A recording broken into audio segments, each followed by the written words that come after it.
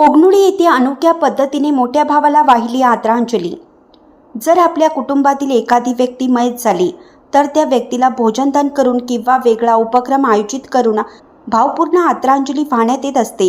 पण कोगनुळी तालुका निपाणी येथील माजी ग्रामपंचायत सदस्य अमर विटे यांनी आपले मोठे बंधू कालकथित सिद्धाजी आप्पाजी विटे यांचे नुकतेच अल्पशा आजाराने निधन झाल्याने त्यांना एका अनोख्या पद्धतीने भावपूर्ण श्रद्धांजली वाहिली आहे।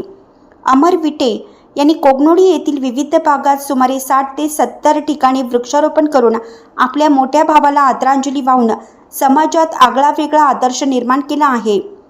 यावेळी त्यांनी सरकारी उच्च प्राथमिक मराठी शाळा, मुस्लिम कब्रस्तान आणि डॉक्टर बाबासाहेब आंबेडकर नगर या ठिकाणी वृक्षारोपण केलं आहे।